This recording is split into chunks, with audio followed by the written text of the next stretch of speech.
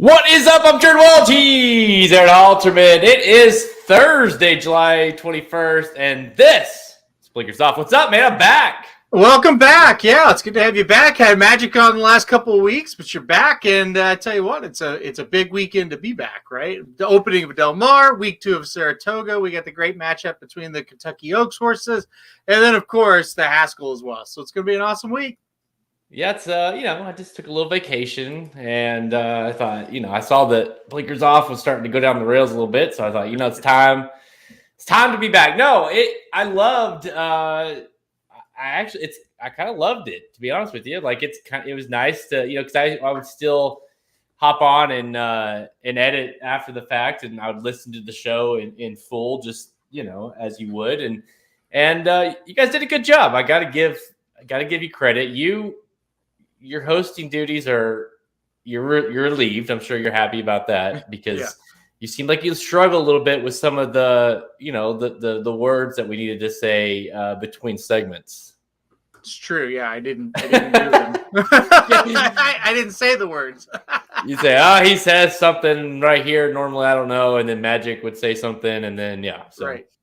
Now, if you were gone permanently from the show, Magic would do the hosting duties. I'm not a host. I don't like hosting. So, but thankfully that's not going to happen. So, you guys did good. You guys have a good. It's almost like you almost present yourselves like your friends, which I like. It comes across very well on the Magic and your side. It definitely, I enjoy doing the show with Magic because we talk quite often about things that aren't horse racing. And really, we probably talk more about non-horse racing stuff than horse racing. So when we get on a show, it's like, oh, cool, we can talk about horse racing too. So, it was good to have him on. And I think we did okay. Not great, but okay. But it's always good to be back to normal. So what I miss? I mean, we're back at Saratoga, which, to be clear, it's not like I've been just taking a break. I've been watching, but so Saratoga's back. What else did I miss in the lots? And the Belmont, was I there for the Belmont Derby and Oaks? Was it you guys? I don't think you were there for that. So that happened. And then, Saratoga happened. And now we have like I said, now Del Mar's back. We got Saratoga. We got the Haskell. So I don't know. You didn't miss too much. You missed a a track record in the Diana the opening weekend. That was cool. Classic Causeway. He won the Belmont Derby. That was an easy one to get to. So I'm sure you would have picked that one. Yeah. No, it was just been a hell of a, like 2 weeks ago. I had the boys and they were sick. I can't even remember which one. I think it was Cooper, maybe. It's Cole. I don't know. We've all been sick. And then the next week, I had COVID, so I couldn't be on. And finally, I'm COVID free, and this whole house has been Lysol completely up and down, and we're good to go. I feel good, dude. This was third time that I've had it, and this one, I don't know if you've experienced this, but I've heard other people experience it. My knees started hurting, like towards the end. Hadn't heard that one, no. Yeah, your joints and stuff. I've heard like inflammation in your joints, and seriously, like that was the weirdest thing. I feel good now, but I started to think like, oh shit, like is this a permanent side effect? But thankfully, I couldn't decide if it was just because I'm old or if it was COVID. But I think it was COVID. We're to the point of no return with this. I don't even think it should be like announced that we have COVID anymore. Like everybody is getting it. I mean, I don't know anybody that hasn't. I'm sure there are a few that haven't, and that you guys have been very lucky not to get it, or you just didn't show any symptoms and you had it. But it's pretty incredible. Like we got up here and it's like I can't see this person, and this person until Monday. I'm like, why? It's like, oh, they all have COVID. Jeez. So, it's just like, and now somebody else has it. I can't see them for a week, It's just like, I don't know. I don't know what to do about this. It's just something we're going to have to deal with. I mean, like I said, 3 times, Jared. I think that's the world record. Shotty's had it 3 times and confirmed the joint pain. I know. There you go. I didn't have it. I did the latest. Now, maybe I haven't had the newest one.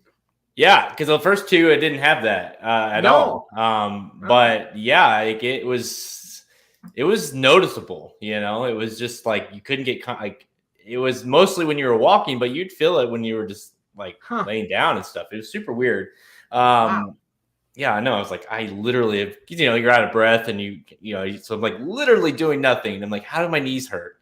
Like I've done nothing. I don't know. But anyways, I'm back. I'm refreshed. The boys are on vacation, so I've been resting.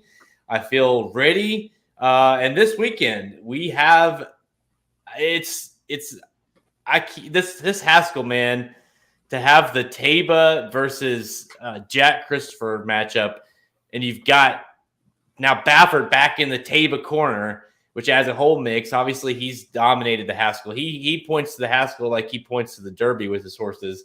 And so it just adds this complete kind of second ingredient to an already good race. And now you have Taba, who he shit the bed, in our good friend Dan's phrase, in the Derby. And Jack Christopher, we don't know what he can do going this long. So it just adds it's really a coin flip. I feel like you just kind of take a shot with one of these two. Yeah, I mean it's a very intriguing race because of a lot of factors that I'm sure we're going to get into over and over on the show. This is going to be a fun weekend.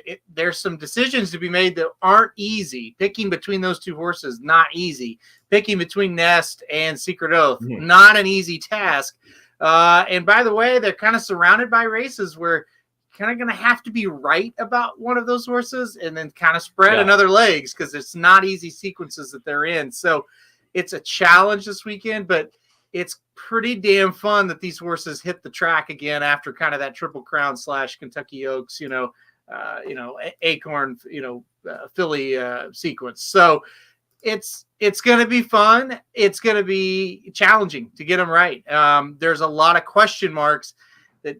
I'll go ahead and admit once we get into the races, I don't have the answers to a lot of the questions you're going to ask about this race.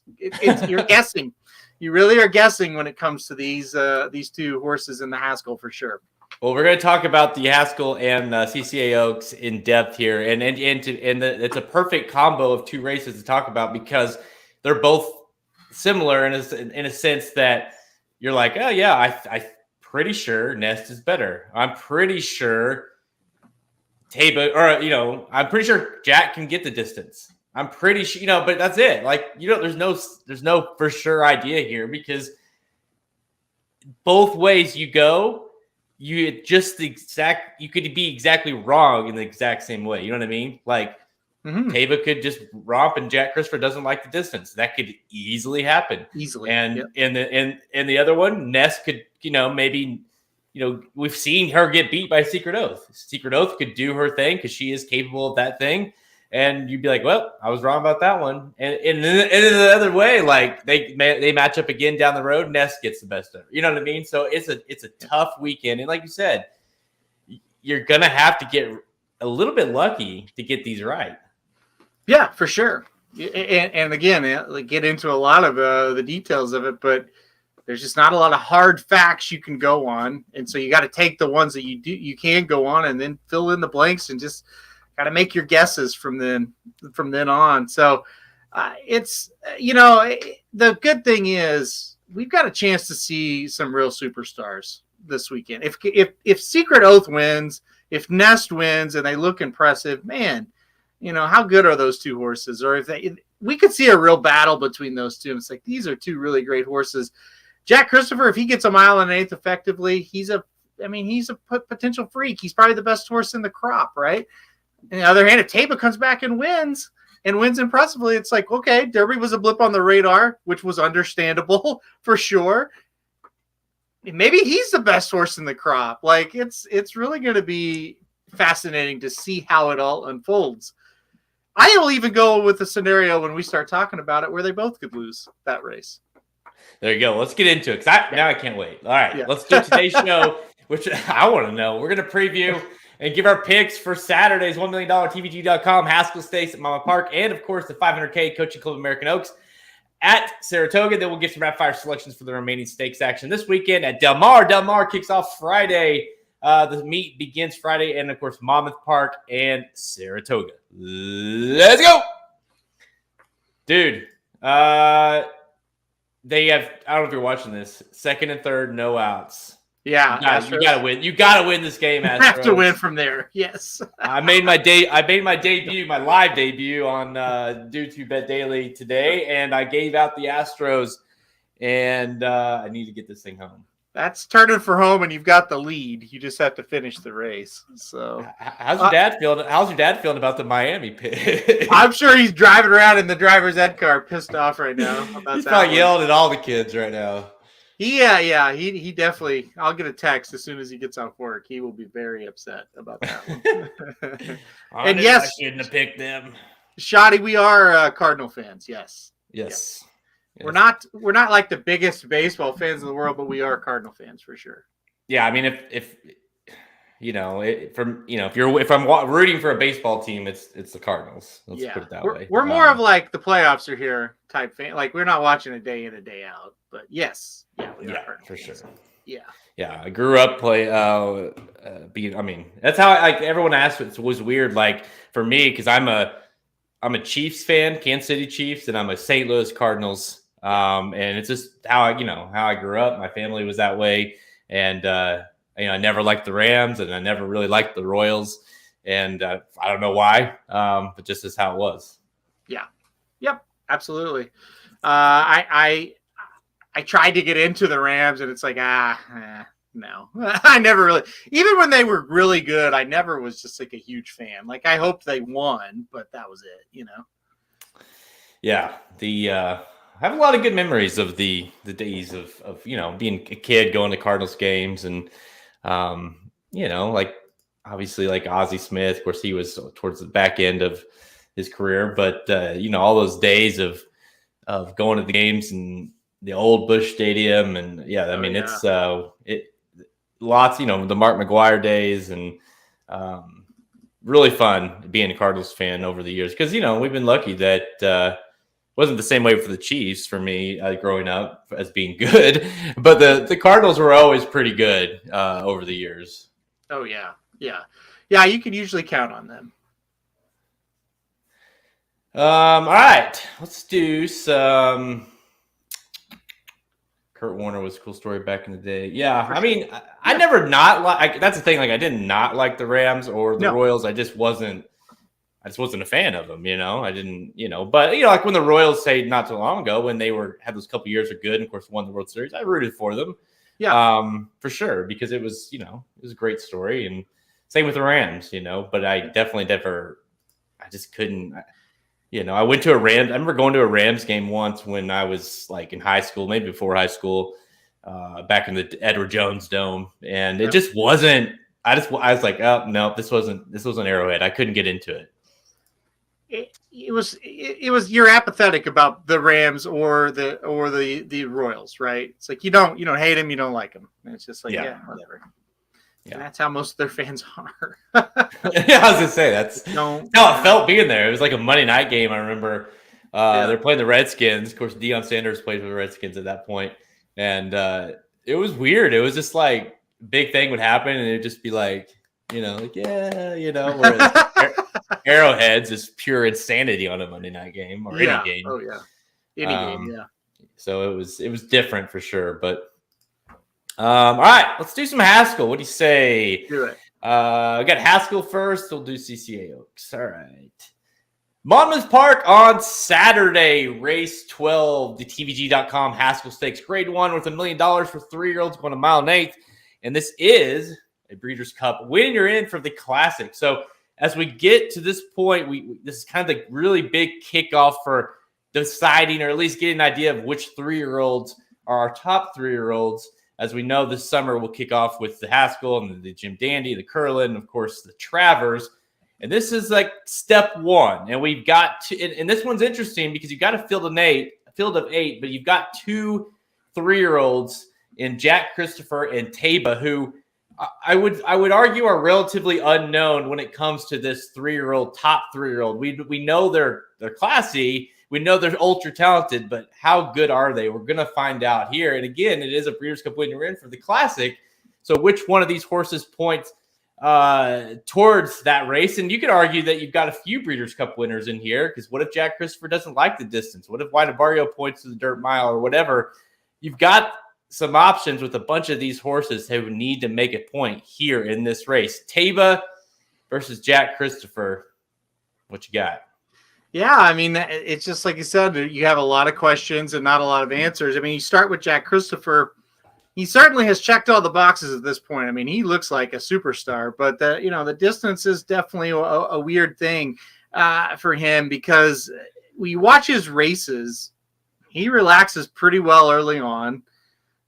He doesn't really look like he's getting tired whatsoever. Seems like he could get it. Seems like it's not going to be any issue. You look at his pedigree, it's 50-50 at best that he gets a mile and an eighth. Listen, if he was just a pure speed, need the lead type, I would be really worried. But I just think he can relax. He can turn it off early when they ask him. He's going to make the move. And I think he'll have it again. I think he'll make that move around the turn, and I think he's going to be tough. So I do think he's going to get it. I am going to pick Jack Christopher to win this race. I kind of think he has less question marks than Taba, to be completely honest. I do like that Taba can get the distance, and I've seen him do it, and that's great. Bottom line is we haven't seen him since May. He wasn't very good in that race. Supposedly Bob Baffert hadn't been around but a couple of weeks now. I don't really believe that he hasn't been in contact with the trainer of Taba, but I don't know. I just think Taba has a little bit more to prove in this spot, and I think for me, if Jack Christopher can get the distance, he's going to win. But the problem is it's a big if, because I have no idea if he can get it or not.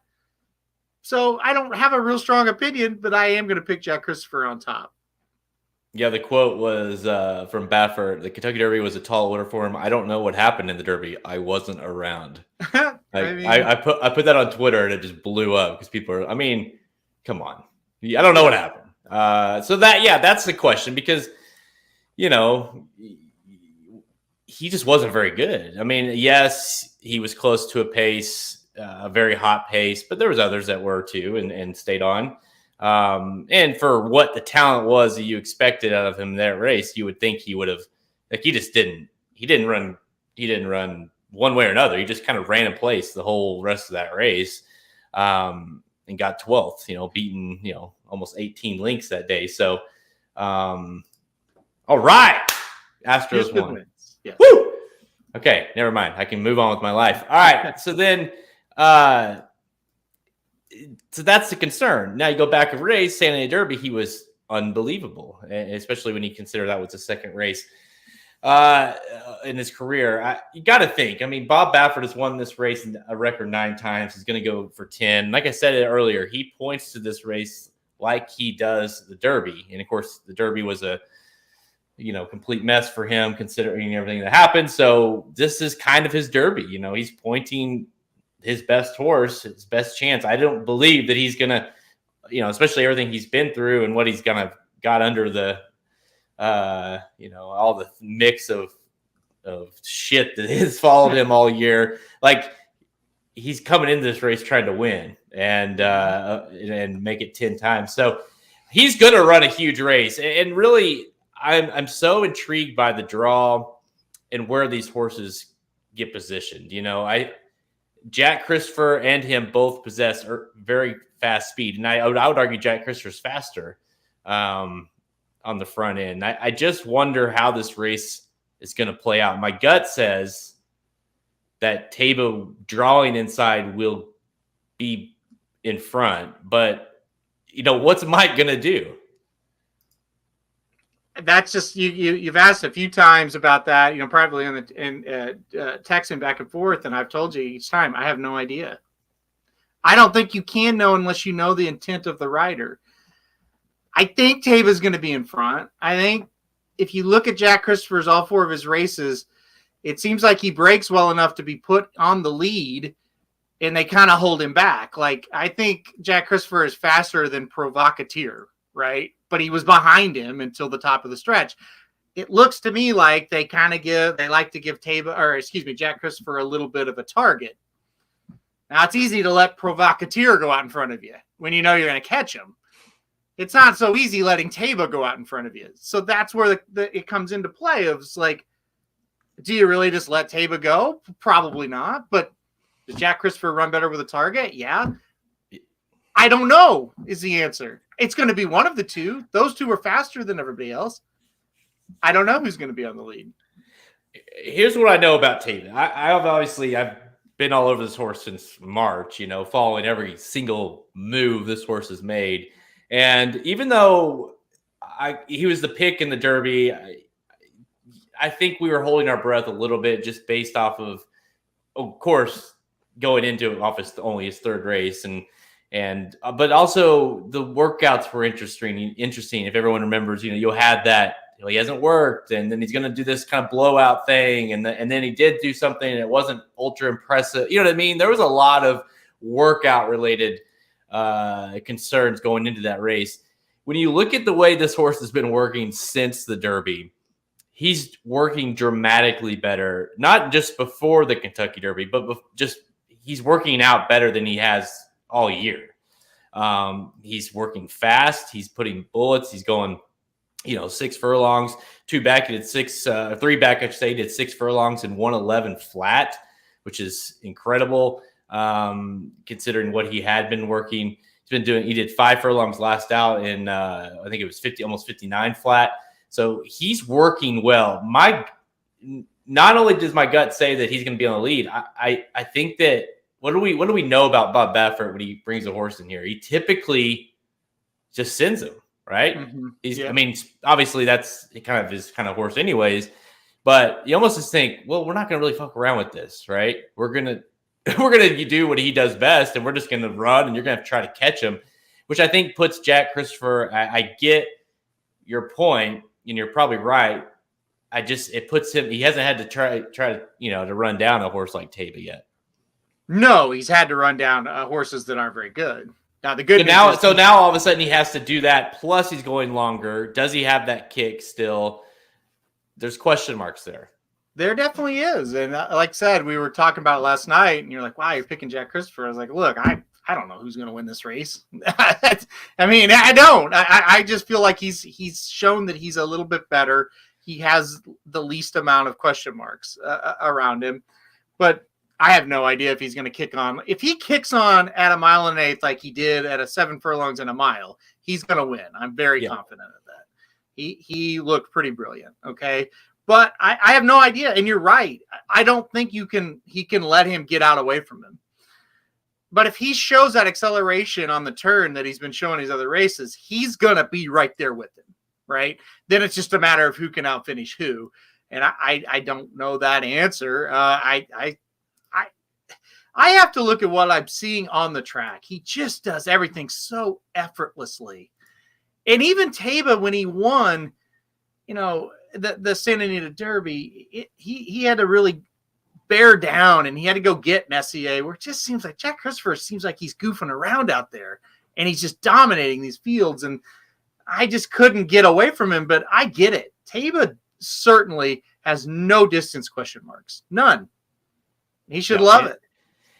And I think no matter who wins, and to the point, I think 9 times for Bob Baffert to Chad Brown's 1, to win the Haskell. But how many times has Chad Brown had the favorite of the Haskell? Probably, as far as I know, I mean, I can remember probably once, maybe. It was good magic. So it's not like he just does, when he points to this race, it typically is with a good horse, right? And Jack Christopher is going to be the favorite, even though he's not the morning line favorite. And we both believe that he's going to be the post-time favorite. So I kind of been thinking about that too, where it's like, Bob Baffert has won this race a bunch, but it's, when Chad Brown does bring a horse here, they're typically pretty damn good, and tough to beat. Well, and that's just it. And you made a great point again on text. You were like, look, Bob Baffert's not coming here with this horse and wasting his time. Like, he thinks he's going to win. I totally agree. And why would you not think that? Like you said, he's absolutely dominated this race. He could absolutely dominate this race on Saturday. But Chad Brown is also skipping Saratoga with this horse. He's not taking the easy route where he could be 1-9 and win 2 sprint races that are very prestigious at Chad Brown's home track. He's taking him here. He doesn't enter horses in places where he doesn't think they can, excel. To me, it just kind of is a signal that, hey, I think we can win this race too. And so now you've got 2 great trainers. They both think they can win. So that's what makes it awesome, right? And again, I'm sitting here saying, Taiba could totally win. And if Jack doesn't get the distance, Taiba might win by 8. Taiba may look him right in the eye in the top of the stretch, and Jack starts to fade. And if that happens, Jack's going to be off the board. Like the horse that's most likely to hit the board is probably Taiba, because we know he's not going to quit on you. Right. Jack might. He could finish last. He really could. I don't think he's going to, but he could. It's such an interesting race. And okay, so you made the case, or you at least, threw it out there, that what happens if one of these, or both of these, I should say, don't run well? Taiba isn't what he was in the Stanley Derby, and Jack Christopher doesn't like this distance at all. It just really shows that he does not want to go this far. Who is it? Is it Wadabario? Is it Cyberknife? Is he making his name in the middle of the summer like some of these Brad Cox horses are? Who is it? I'm going to surprise you. I think there's a better chance than you think that Cyberknife wins the race. Okay. If Jack Christopher doesn't get the distance, okay, he's out. And again, it's a 50-50 thing. I do think the other scenario of this is Taiba's not that good. And I know that's going to blow you and John White's mind. There's a chance he's not that good. Okay. There is. Messier could be overrated, and if he is, all of a sudden Taiba's not that great, right? All of a sudden his resume doesn't look quite as good. I'm not calling him overrated, but if you don't acknowledge the fact that there's a chance that he is, I think you're a little bit in denial, because while Messier had all kinds of excuses being pressing a crazy pace, Taiba ran like shit in the Derby. He didn't really have an excuse. I don't know. Maybe he's not that good. That keeps coming up in my head. And if that happens, Cyberknife can win this at like 8-1. Because the thing about Cyberknife that I like is the talent is there. And Brad Cox keeps trying him in these races that are seemingly a little bit over his head. And every time he enters, he goes, I haven't gotten close to the bottom of him. I don't know when I'm going to, or if I'm ever going to. He's way more talented than what he's showing. Someday he's going to put it together. Whatever the Arkansas Derby was, this is the Arkansas Derby winner. Let's not forget that.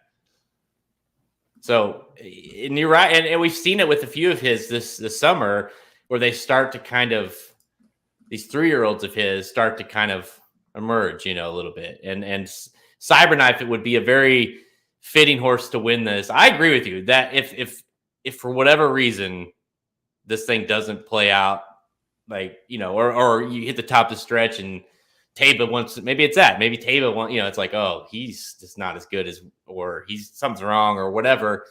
Here, a Jack Christopher's going, right? Mm-hmm. Here comes Cyberknife. He's right there, so there's a better, no matter who you like, if it's Taiba or Jack, there's no sense of playing those two. So get creative, What if you play if you Jack Christopher over Cyberknife or whatever, or or box those, and if Cyberknife wins, then boom, you cash in big. Try to get one of those favorites out. We've used that strategy before, and I think it's a great strategy.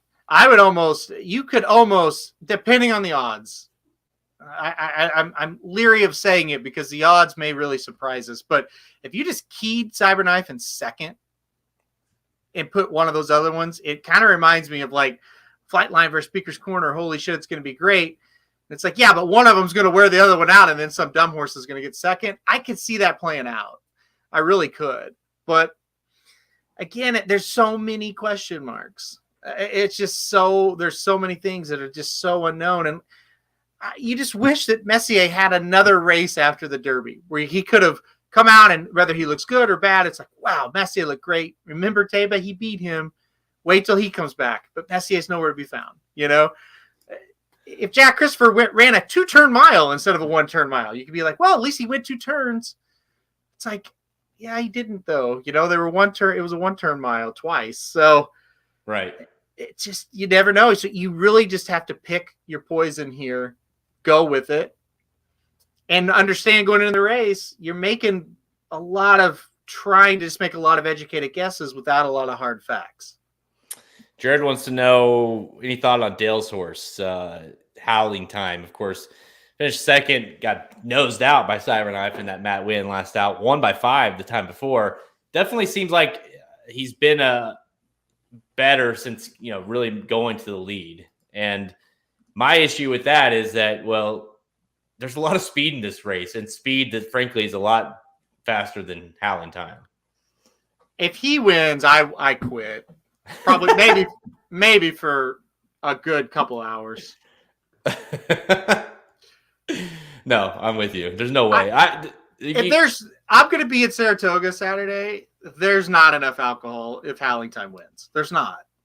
Because here's the deal. Not only would he have to beat these 2 horses that we think are really good, I think Cyberknife's better than him. I think White Barrio's better than him. I mean, if Howling Time wins, it's just like, I hate racing for a couple hours.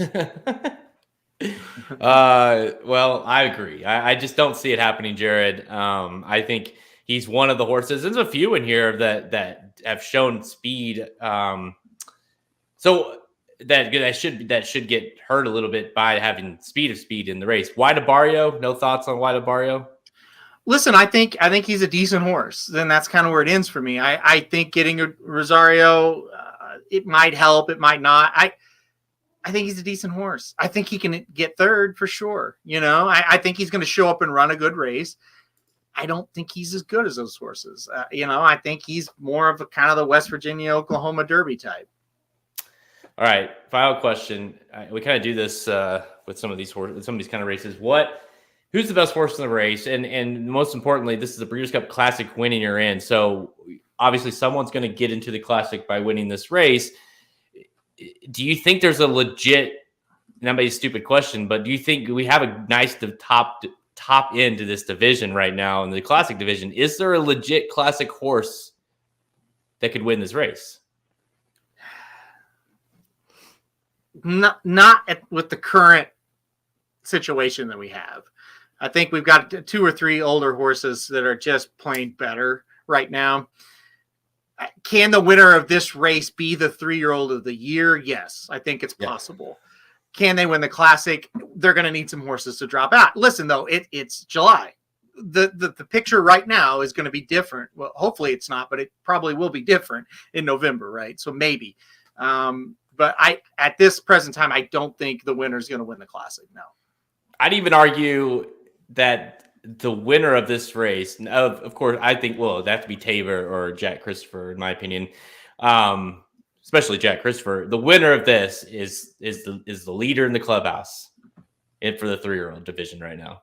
And I get that might be a little premature considering some of these other 3-year-olds we've been seeing, but this is a big race to win. And if you got Tabor, he's Stanley Derby winner. He's a Haskell winner. If it's Jack Christopher, the horse hasn't lost. Jack Christopher especially. You can't argue that. Jack Christopher will be number 1. Tabor will still have work to do, but yeah, I think he's on his way. Because Mo Donegal's out of it. All right, he's done. Mm-hmm. Not for good, but for the year, pretty much. Yep. Rich Strike, give me a break. So there's two of your Triple Crown race winners that are out. That's huge because they carry a lot of weight. So then you got early voting in the Preakness. He's got a tough race coming up in the Jim Dandy even. That's going to be tough. Mm-hmm. If he wins the Jim Dandy, he's going to take over that number 1 spot. If he loses, if it's Epicenter, well, he's lacking a lot of big wins, I don't Charge It could jump in there maybe. Zandon could jump into the mix, but yeah, I mean, this is going to go a long way towards it. I agree. Yeah, they still have. I still think they would obviously have a lot more to do, but in terms of Saturday evening after this race is over, if it's Jack or if it's Tabor, it's like, okay, that's now the 3-year-old. How do they catch him? He's going to have to continue to do something, obviously. But yeah, this is a huge race, and obviously a lot that goes into this race in terms of down the road. how it develops is going to be so interesting. You got to watch this one. I'm on number 2, Taba. Halterman is on number 7, Jack Christopher. It's funny on that, on this race specifically, really just the Haskell. I never came to a conclusion that I felt good about. I was, whenever Jack was, that's the thing. Like when Jack Christopher was coming here, I was like, oh, that's my pick for sure. I just have been so impressed by him. And then you hear news of Taba, and I'm trying to like keep my Taba, fandom at bay because I love that horse. But if anybody can be allowed to be as most possibly pissed from the Derby performance, it's me. So and I'm still, this is it for him, for him. He's got to bounce back. I looked back at my Kentucky Derby horse since 2007, which was when we really got involved, and he's the worst pick I've ever made for the Kentucky Derby. But younger me would hold that against him. But it really, you just got to forget about it. The two things you got to remember when you make a pick in a huge race and they run like shit, you can't overly hold it against them. And you also can't blindly chase him thinking, I was right. You know what I mean? You got to just let it slide, handicap the next spot for what it is, so. It was almost one of those, if you're handicapping just a regular race or regular stakes or whatever, you look at a race like that, especially it's like, okay, he dominated. He looked awesome in the grade 1 San Diego Derby. And then it's like, it was so bad, you draw a line through it kind of performance. Yeah. You know what I mean?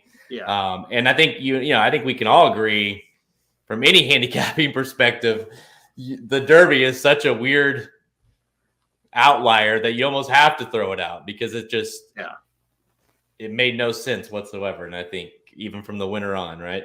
Yeah, no, absolutely. And horses are coming out of that Derby and running really well. So it's producing winners. And that race was so dumb that it should be a blip, on anybody's handicapping, situation. So I'd say we'll have multiple winners still out of that Derby and not ever the Kentucky Derby winner himself. So, and that's just, it's ridiculous. It's crazy. We'll never quite get over that. No, I'll never forget that moment ever. That was just that took days, months to get past that one. Yeah. Oh, for sure. Yeah. It took McGonigal winning the Belmont for me to get past it. So. 5 weeks later. Yeah. 5 weeks. I'm being a little dramatic, but I didn't really feel good about anything until that happens. Yeah. I mean, it was just, one of those you can't, because, even if you had gone with Epicenter in that race, you still would be mad about it, because he's just, how he doesn't win that, how Rich Strike does, just, you can't come up with it. You can't ever get past that. So that's why I say you just kind of have to say it happened, move on.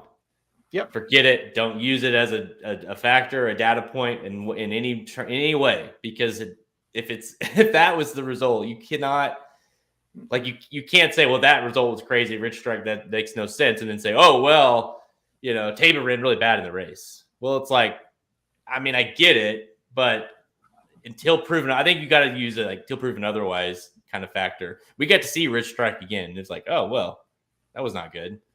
Right. And so you kind of get to see these other next races. And like you said, a lot of them are coming out of that race and doing well and winning. So it's like, okay, let's see how they do. Yeah. And go on from there. Yep. All right, let's go to Saratoga. The next race here, same day, race 5, early on the card. You know what that means? Short field, but a really, really good one. The Coaching Club American Oaks Grade 1. $500,000 on the line here, going a mile and 1/8.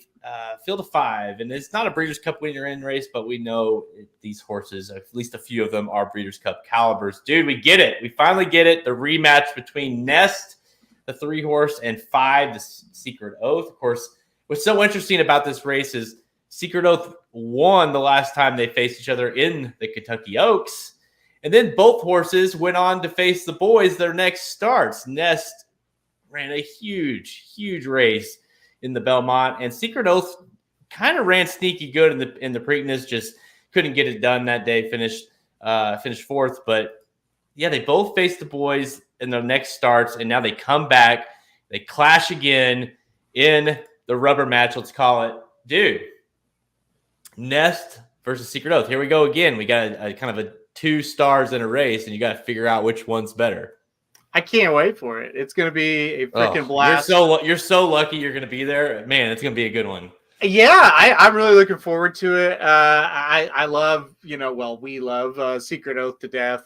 Huge fans of that horse. And, it's kind of fun how we followed that horse. And it's like, hey, when I see her in the paddock, it's like, okay, which Secret Oath are we getting? The one in the Arkansas Derby where she looked tiny, or the one in the Kentucky Oaks where she looked like a Hulk? We'll find out. Listen, this is a fun race. Very rarely do you see multiple fillies try the Triple Crown, and we got it this year. And it seemed kind of like out of the blue, we got it. But in the 1-2 finish of the Oaks at that, and now they kind of match up back. It's interesting. I went back and watched every replay that these horses have ever had.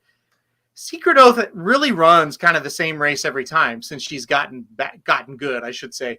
She just slingshots around the turn, and she absolutely dominates on the turn, puts them away, and she really kind of just flattens out in the stretch every time. Even when she wins, she kind of hits idle. Where Nest, it's like decent move on the turn, really accelerate once she hits the stretch. To me, the key is this. Irad Ortiz Jr. has got to keep an eye on Secret Oath. When she moves, you move. And don't let her bury you in that turn. Because if you don't let her bury you in the turn, you're going to catch her in the stretch. I have no doubt.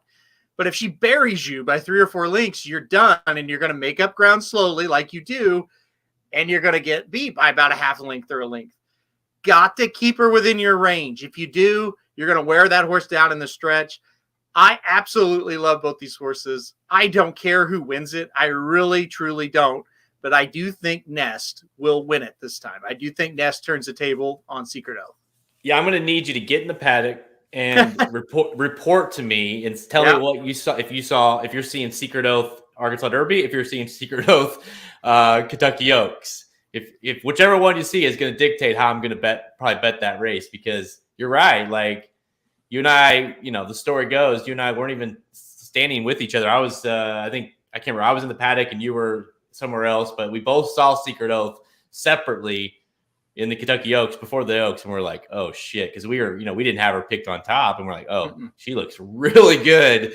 And before the Arkansas Derby, we're like, she does not, we were there together for that. And we're like, she does not look great, cause all the hype going into it was, the filly, and we're like, oh, she doesn't, that's kind of underwhelming. So yeah, let me know how she looks in the paddock and then report that so I know how to bet. But no, honestly, I picked her at first, and then I just kept going back to Nest. And I was like, yeah, because here's the thing about Nest. It's so interesting. If you go watch her last 2, the Oaks and the Belmont, you're right. You laid it out perfectly. Is she in the Oaks? She was buried behind horses and then finally got that run. And by then it was too late. Secret Oath had slingshotted past her. And then the Belmont, you can make an argument that she could have won that race if she didn't have to stop, go around. By the way, Mo Donegal had already zipped on by her and was on his way, right? And you're right. In both those races, she's still coming. She's still trying, but it's just like they got the head starts on her. So what needs to happen, and I think being that she's inside of Secret Oath, Irad's going to be like, we're not messing around this time. We're going to be forwardly placed. You got the 2 just to your inside, Society, who's got speed. Sit fairly close to that horse, and then whenever you turn for home, go. Don't let Secret Oath ever get next to you, basically. You got to put her away, or at least get the jump on her. And I think in this smaller field, there's no excuse not to be able to do that. if you do get caught again, you got to fire the jockey. I know he's one of the best in the world, but you got to fire him or at least punch him right in the face when he jumps off the horse to let him know you've got to quit doing this, because you're right. Even in the Belmont, I'm not sure if she would have won. She may have, but she got certainly would. We certainly would have been holding our breath a little bit more instead of partying down the stretch. Yeah, we are really nervous, but it's just a situation where she's got slingshotted on twice, for lack of a better term, and she's not the kind that's going to be able to have a huge burst of momentum and get those horses that can do that. So again, you just have to keep them within your grasp. If you do, you're going to win. I really believe that. Secret Oath is like a machine. Every race is the same since she's gotten good.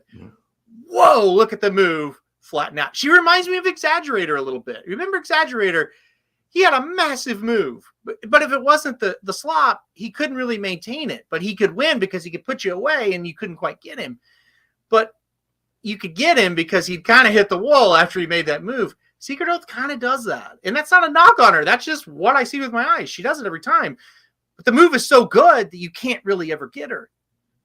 But it kind of explains why in the Arkansas Derby, made that move and was really wide, and wow, she made a huge move, but then she hit the wall. Kind of what she does. So even in the Preakness, look at it. On the turn, it's like she may win, and then she kind of idles. I think Ness can get her, but you better not let her get 2-3 lengths ahead of you, or you're not going to beat her. We'll know on the top of the stretch who's going to win, I think.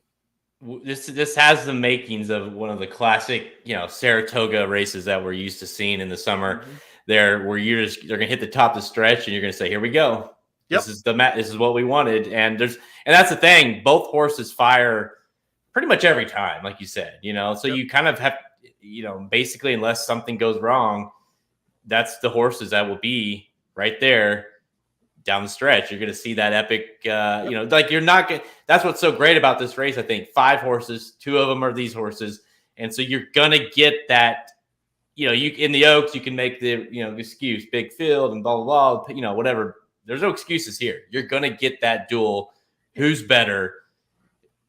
It's going to be a classic. And don't you think she's capable of sitting ahead of Secret Oath? I would think they're going to know when Secret Oath makes that move. So Nest, we know, both are bred to go long, but Nest is, she can go forever. Obviously just ran a 1.5 mile Belmont. So the distance is no concern. Get her forwardly placed. I'm not saying, set 23 and, 46 or something, but get her in that rhythm, and just bottom line, do not let Secret Oath get the jump on you. If you do, right, the race is over. If there's a scenario, which is what it'd probably be, if Nest is ahead of Secret Oath and then Secret Oath gets the lead in front of her at some point in the race, Nest is in trouble. I agree. And that's what makes it fun. And I just think Nest isn't going to let her do it. And I also think Nest is progressing just a bit better than Secret Oath. I think Secret Oath kind of peaked at, around, I don't know, that second or third race at Oaklawn. And that's, again, it's not a knock. It's just like she runs the same thing every time. She does the same thing every time. Great. Who doesn't want that? But I think there is a little bit more to Nest. And I think they've kind of targeted their races a little bit better. So, but listen, she still could get her ass beat because Secret Oath's really good. I'm still going to lean Nest. Yeah, and Secret Oath is due for her, romp. That's what she's done lately. She romps in Honeybee. She loses in the Arkansas Derby. She romps in the Oaks. Wins the Presley. Loses in the Preakness. So she's back with the fillies. She should be due to win here. All right, this isn't a Breeders' Cup race, but it might as well be. So I'll ask the same question I did. Which one of these do you think these, whether, it might be both, really, no matter who wins, are they both serious players in the distaff? Yes, I think they both are. I think a 3-year-old's got a great shot to win it this year. I think the older fillies and mares are way, way overhyped. I've never been a huge Malathaat fan. She had no excuses to lose her last race. Clairiere, we know what she is. She certainly could win a race like the distaff, but she also doesn't win races all that often. I think Latruska might be done. It's there for somebody to step up and do it. I think these two are capable. I think you're looking at a couple of fillies that have a shot at the Breeders' Cup. Of course, Nest has that win at Keeneland already. That would be a nice return for her after winning the Ashland to go and try to win the Breeders' Cup Distaff. All right, you and I are both on Nest to win the CCA Oaks. All right, I might be more excited about that one than the Haskell, to be honest with you. I'm more excited because I have a great feeling it's going to be a classic race, and I know what both horses are going to do. Where the Haskell, it's more like I think that could happen, but I'm really not sold on either one of those horses going. I mean, Taba, I'm not completely sold on. Jack Christopher, I'm not sold on going a mile and eighth. I don't know. We're in that coaching club. It's like, all right, we know what's going to happen. Let them get to the top of the stretch and let them fight it out. This should be exactly fun. Yeah. Yeah, they're more established. They're more of I know what they are. Whereas these other 3-year-old, the boys in the Haskell, you're like, yeah, I think I know, but we're gonna find out. This one seems like. Well, go ahead. Well, it's more curiosity versus. Fuck it, we're ready to go. Let's just see. Let's get to this 5th race. You know, where the Haskell's like, I don't really know, maybe. I can't wait. At least you're gonna, it's early in the day. You can get it, and you hopefully celebrate with some Shake Shack and to be on your way. Hopefully, it's kind of cool that race gets out of the way before all the Haskell stuff happens. And yeah, they're not running on top of each other and shit like that. So, all right, we better get going because we're gonna start getting texts from Magic, and he's gonna be bitching at us because we're going into the Magic Mike time slot here. So, I really don't care, to be honest, but. Just make it. Maybe he'll pop. I'm going to guess we'll pop in here at some point and give us a message. So it's going to happen. Poor guy. All right. Can't help him. Some rapid fire. We got the Lake George. We got San Clemente at Del Mar, United Nations back at Monmouth, and the Caress later in the card at Saratoga. Time for rapid fire presented by the Inside Track to the 2022 Haskell Stakes. This wager guide is now available for download. This 14-page wagering guide to the 2022 Haskell Stakes this Saturday at Monmouth Park. Features in-depth analysis of all 6 stakes on the card, including, of course, the $1 million TVG.com Haskell Stakes. Plus, you get bonus race-by-race analysis, betting suggestions, and multi-race plays for the entire Saturday card at Monmouth Park. But we're also going to include that matchup we just talked about, Secret Oath versus Nest in the Coaching Club American Oaks. So that's 7 stakes you get in this guide. And you want to know exactly how we're betting that race. All that is included in the wagering guide. Go to racingdudes.com on the products page to go ahead and download that Haskell wagering guide. You get it for free if you are a premium subscriber of any sort. All right, let's kick things off here at Rapid Fire on Friday. The Lake George on Friday at Saratoga, race 9, Lake George Stakes Grade 3 worth $175K for fillies, 3-year-olds going 1 mile on the turf. Field of 9 lines up for this one. Halterman 5-2 on one of the Chad Browns. Imminent Victor, a horse that you and I have liked for quite some time. Here's another race, and we'll talk about a few. There are lots of Breeders' Cup type horses running this weekend. So who you got in this one? Yeah, good race here. I am going to play Imminent Victor right back. I played her last time out in her return to the races at Belmont Park in the Wild Applause. It was a really good race. For some reason, there was a horse in there that was a favorite that wasn't a Chad Brown horse, which made Imminent Victor 8-5. I have no idea why. Also was in there with Oakhurst, another really good Chad Brown horse. And they kind of just ran in a tandem, but Imminent Victor was able to get the jump on Oakhurst and win. This is a tougher challenge without any doubt today. I think she's going to move forward off that effort. Let's not forget that was her first start in about 9 months. Hadn't seen her since September of last year. She ran well. I think she runs better here. I think she gets it done. I really like Imminent Victor on top. That's my pick. 5-2 morning line. Let's hope we get anywhere around that. That'd be amazing. But yeah, I think that she should be better here than she was last time out. I love that Pratt stayed aboard, has ridden this horse in both her starts with Chad Brown. And yeah, I mean, she seems like that mile special horse that Chad Brown has. And, both races, were good. Last time was better in the Wild Applause with that win, but she definitely seems like she could improve at least 5 to 10 more buyer points here, and that should give you plenty enough to win. I will say that the two interesting horses for me are not the other Chad Brown, but Koala Princess, who we last saw.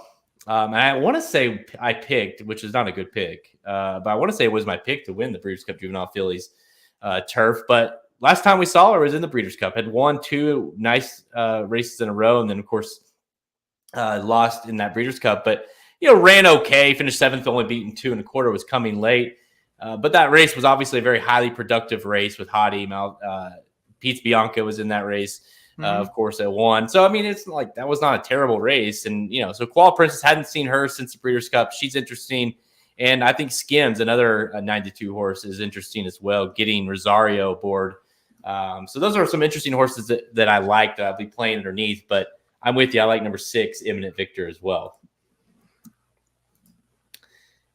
That race, I don't know. I just feel like that race has some solid horses in it that we could be seeing all summer and obviously into the Breeders' Cup.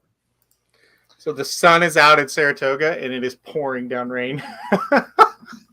That sounds like Saratoga, right? They showed the grandstand and the apron, and people were just flying back to because it came out of nowhere.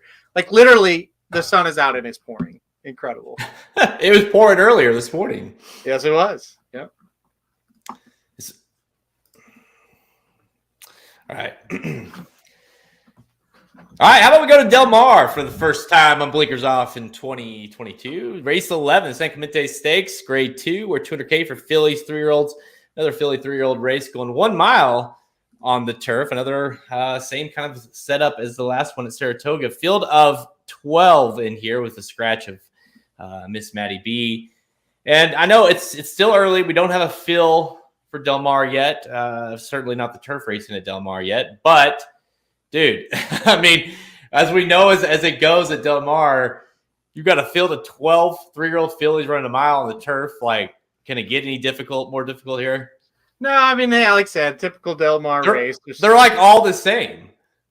It really just changed the name of the race, but put the same horses in it. That's what it feels like, yeah. And you know how it goes here. You'll pick a horse, it'll run great, and it'll get second at 8 to 1 and get beat by a 20 to 1. I mean, that's Del Mar in a nutshell. These types of races, at least. All right, well, let's try it. After all that talk, I'll go number 6, Bella Bell. This horse had the United States debut last time out at Santa Anita in a stakes race and won very easily. Now comes back here. It's a little bit of a layoff. I mean, we haven't seen this horse since January 2nd, so obviously something happened. But I think Bella Bell is pretty darn good, and that was a pretty darn good American debut. I think she comes up here and wins. I think she's going to run pretty well here. But like I said, it's Del Mar. You never have a ton of confidence in races like this, but I do think number 6, Bella Bell, is going to be tough in this spot. Yeah, man, that's great minds, right? D'Amato's got 1,000 horses in here, and that's the one I end up running on as well. Number 6, Bella Bell. Yeah. When she debuted, of course, that was back early this year, beginning of January. Pratt was aboard, and they went right from the first start being a stakes race at Santa Anita. So obviously, and the horse won like a stakes horse. So to me, obviously, there is a lot of expectations for her, and whatever happened. But the fact that you got that layoff doesn't. I mean, I think it certainly opens up the door for what you said earlier, right? Where she runs really well and gets beat by a nostril or something from some shot. So played this cautiously. I think I believe it's not on my TPs, but I think I saw on time form that she was 5 to 1. Or 4 to 1. There you go. I see it there on the echo base. So I would demand that, right? I think that's the only concern. This is the kind of race where you need to demand a price on whoever it is you choose, because I went through and I made a case for Island of Love, the other D'Amato, and I make a case for Lucky Girl, the 11 horse. I mean, you can make a case for the 1, Lady T, who's making her turf debut. There's a lot of options here, and that to me in that 4 to 8 to 1 range. So that makes this race difficult, but it also you'll get rewarded if you're right. So you and I are both on number 6, Bella Bell. All right, let's go back to Monmouth. We're only going to do the United Nations on the undercard just because we have the wagering guide available again, where we cover every stakes race at Monmouth Park. Let's go to race 11 at Monmouth Park. Back to Monmouth in the United Nations. This is on Saturday, grade 1 with $600K for 3-year-olds and up, going 1 3/8 miles on the turf. Field of 10. What are you laughing about? This cat always tries to jump on my keyboard right when we're getting ready to finish. Oh, what's up? Who's she like in the United Nations? She is on, let's see, who's she on? She's on, let's see. Let me pick a cat name here. No, I'm not going to do that. She's on Tribuvon. She bet Tribuvon last time out too. She likes speed. She had been with us like 5 days when Tribuvon last ran. Yeah, no, listen, I think she loves to jump on the keyboard, and I'm not sure what would happen if I was live on the air and she did that. So I'm going to go with Temple in this race. I'm going to go with a little bit of a price here at 6 to 1. Had Gufo on there. It's like, yeah, I'll let him beat me. You know, I don't want to play him at a short price. Temple kind of hits the right price there at 6 to 1. Coming off the layoff, I think comes back a little bit refreshed. I think there's a ton of pace. I think like Temple, Gufo, and Hamo, they've got their shot today where they didn't really have their shot last time out when Tribuvon just kind of went, gate to wire with ease. There you go. Marla loves the cat. Everyone loves the cat. Everybody loves this cat. No, I'm with you in the case of giving another shot. I'm gonna give another shot to number 1 at Hadmo. I don't think you would think by now I'd remember the horse's name. Number 1 at Hadmo for Chad Brown. Pratt back aboard here. Has ridden this horse the last 2 times. This is going to be the third time, maybe the 4th time. I can't remember if I picked him in the that fairgrounds race, but I've tried, and this horse has not broken through. In fact, this horse hasn't even won a race since April of 2021 overseas. So it's been a minute, but when you go back and you watch that Manhattan, he ran well. It's just his stablemate, Tribuvon, just got the perfect setup and just never stopped. And I think if you go watching the interview with Chad after, he's like, he even seemed a little surprised that horse didn't win there. I think he thought that was kind of the horse, and so I'm giving him one more shot. This is the kind of race that he can win. Certainly should get the pace set up that he needs to win here. And I'll tell you what, the horse that I almost pulled the trigger and I didn't want to hear shit from you, so I didn't. But number 8, Kentucky Ghost, was the horse that I have liked. Dude, the story goes, so people gotta know. I had this horse. I can't remember if I had him picked or I was just going to use him in the Turf Classic on Derby Day. Yeah. And Halterman and I were going through it and the guide and stuff, and he's like, dude, don't do that. Stop. Because we were going through it. It's like, yeah, you're right. That's probably too much. And obviously we didn't use him. Horse gets beat 88 links in that race. Yeah. 88. Like you and I were laughing during the race. We're like, he never even tried. He never tried. You know what I mean? No. I don't know why he was even in the race. Well, he comes back and looks really good. You got a -0, by the way, buyer for that race. Looks really good in the cliffhanger of the prep for this race at Monmouth Park. And even the trainer I read after, he's like, I don't know what happened in that Turf Classic. I have no idea. So you're getting the pace set up here. I just think, underneath especially, I'll be using Kentucky Ghost. He's 12 to 1 morning line. And Magic, I was waiting for it. We are almost Utsies. We're almost done. I don't know. I hate sometimes he use words. And I'm like, dude, talk normal to me, please. I don't know what that means. He just tries to be fancy. I think he tries to look smarter than he really is, Well, that's not hard to do. Oh, shit. I had Mo. That's my top pick, the 1 horse in the United Nations. Yes, Magic, we are on the last race here. Let's go back to Saratoga. You come in our show, we will destroy you, Magic, okay? Let's go back to Saratoga. Race 10, the Caress Stakes, grade 3 with $200K for fillies and mares, 4-year-olds and up, going 5.5 furlongs on the turf. Earlier on the card, hopefully we get that home, Nest or Secret Oath.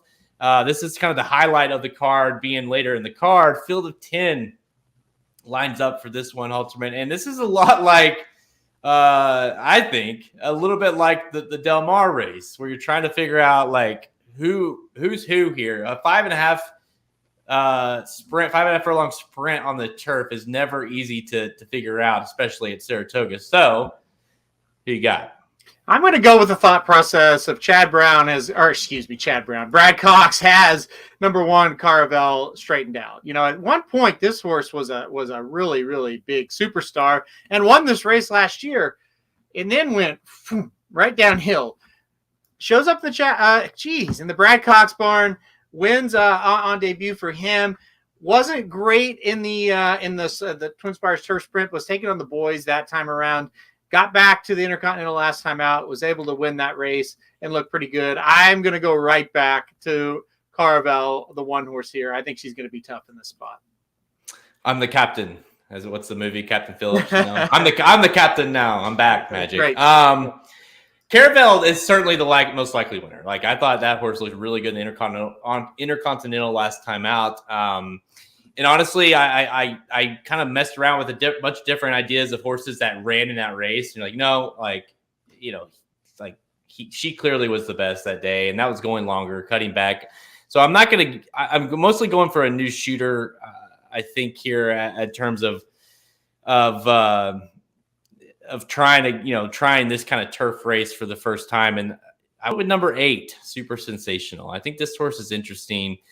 Made the turf debut last time out for Mark Cassidy in the Royal North at Woodbine. Just nearly won that race off of a long layoff as well. And just really ran well, got to the lead, and just couldn't quite hold on. Of course, going 6.5 furlongs that day, cutting back to the 5.5 furlongs here. So 1, that showed me the horse really liked the turf. 2, I don't know because this horse in the past has ran on dirt, has ran more of a stalking type speed, and then there's a lot of speed in this race. So I'm wondering if maybe you get a little bit more of she gets a little bit of a target to run at this time. Likes the turf, the cutback, but has that early speed to be forwardly placed. So I think she's dangerous at a price. Been working well. So I'm going to go with a little bit of an upset here at 8-1. Number 8, Super Sensational. What do you think? Good pick, bad pick? I think it's a good mediocre pick. No, I probably will use that horse. I would think. I think it's good. That was a pretty good race. I certainly think I think the most likely winner, let's call it, is Caravel, right? Yeah. I'm trying to beat her, and I think to beat her, you're going to need to do it with someone a new shooter. That was kind of my thought process. I agree with that. Yeah. Because I think she's got them all. Yeah. The ones she's been facing, right? I agree. All